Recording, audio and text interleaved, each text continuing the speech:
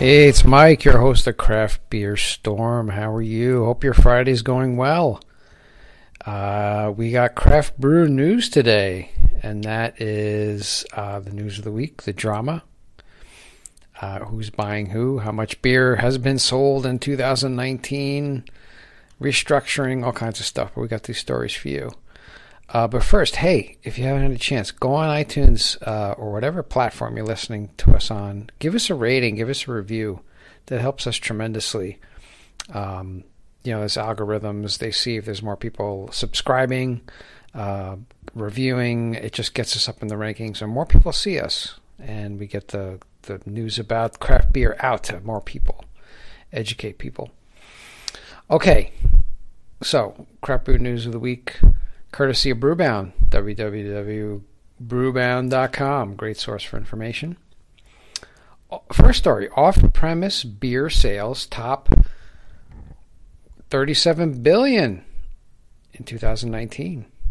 The total beer dollar sales in 2019 increased to $37.2 billion in U.S. off-premise retailers, according to market research firm IRI. Now, off-premise is anything that's not a restaurant or a bar. It's like a grocery store, something like that, chain store.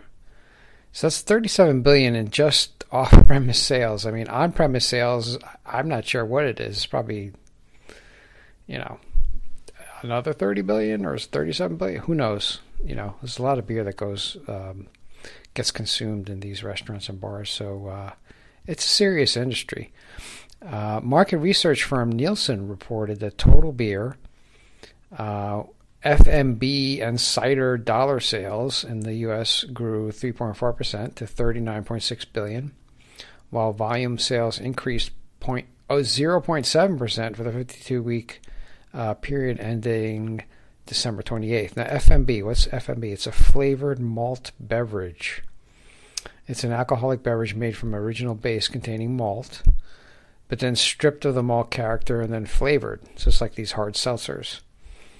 So dollar sales of FMBs, which include hard seltzers, increased 43.1% to nearly $4 billion, while volume sales increased about 42% last year. Nielsen, which breaks out hard seltzer segment from the FMBs, reported that off-premise dollar sales of hard seltzer increased by 212%. to $1.5 billion in 2019. And much of the growth in FMBs is being driven by triple-digit growth of Mark Anthony brand's White Claw offerings. Man, they hit a home run with this White Claw. Plus 330% dollar sales.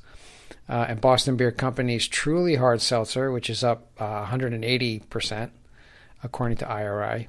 Portfolio-wide White Claw dollar sales reached $833.6 million last year, while Truly brand family dollar sales topped $368.8 million. So Boston Beer Company got into it, and it paid off. We hear more about this hard seltzer. I mean, it's crazy. It's just juggernaut, booming. Next story, Lagunitas cuts less than 5% of workforce in a restructuring effort. So Lagunitas is restructuring. Lagunitas Brewing Company is cutting less than 5% of its workforce as a part of a restructuring plan. The Heineken-owned Petaluma, California-based craft brewery confirmed today to BrewBound. Lagunitas, which is wholly acquired by Heineken International in May 2017, declined to comment about the restructuring and job losses. The latest round of job cuts comes about 16 months after the company slashed 12% of its workforce in a move that impacted at least 100 employees. And Lagunitas showed signs of tightening its purse strings in October when the company closed its Portland, Oregon-based community room, which was a venue for local organizations and not-for-profit organizations to host beers at no charge with donated beer. So they were giving beer away, but they're like, no more. I don't know how they give beer away. I can't do that in New Hampshire. I don't know. I guess they can do that in Portland, Oregon. Who knows? Next story, Molson Coors to acquire Detroit's Atwater Brewery. And Molson Coors Beverage Company's craft arm, which is called 10th and Blake, has reached an agreement to acquire Detroit, Michigan-based Atwater Brewing. Terms of the deal were not disclosed, but the deal is expected to close in a couple months. Atwater's production volumes reflect a steady climb out of a turbulent dive in 2016. And the brewery produced 40,000 barrels in 2014, 48,000 barrels in 2015. It's going up. And then it was cut in half, like 24,000 barrels in 2016, minus 51%. And it jumped up to 32,000 barrels in 2017 and 35,000 barrels in 2018. So that year, 2016, was not good for them.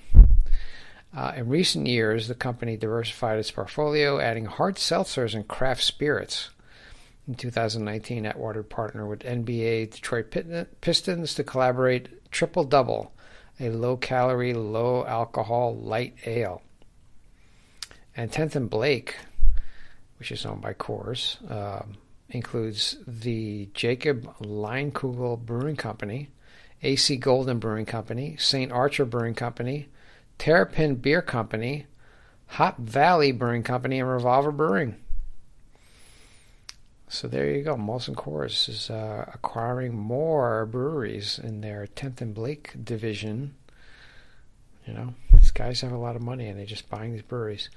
Last story, BrewDog tops 50,000 barrels in 2019 and expands its alcohol-free line and adds Nitro Series in 2020. All I hear is good stuff coming out of BrewDog. They know what they're doing. Scottish craft beer maker BrewDog's U.S. operations posted strong growth in 2019. Production at the Scotland-headquartered craft breweries facility in Columbus, Ohio, increased nearly 46% to 53,000 barrels. The chief revenue officer, Adam Lambert, told Brewbound. In 2020, Lambert said BrewDog was asking its wholesalers to maintain focus on the company's core beer portfolio with an occasional shift to new product lines, including non-alcoholic offerings in the AF line and a Nitro Series, as well as limited releases. So BrewDog's new Nitro Series will roll out in Q1 with a nitrogenated version of Jet Black Heart with espresso, both on draft and in 16-ounce cans. Nitro beers will change seasonally. BrewDog believes that there's room for the market for more nitrogenated craft beers. And when you put beer on nitrogen, it's awesome. Like usually you put stouts or dark beers, but they also put IPAs. There was a British Beer Company in Manchester, New Hampshire, put our Feckett double IPA on. They also put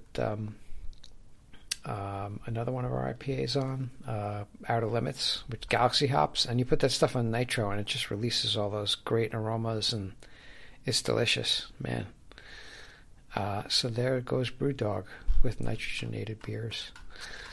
That's your craft brew news for the week. If you like what you're doing, hey, go on iTunes, subscribe. You get these downloaded automatically. Send me an email if you like what I'm doing, you don't like what I'm doing. Give me some feedback. You got a brewer you want me to interview? Send them my way. Also, anybody in the craft beer industry, we're 360.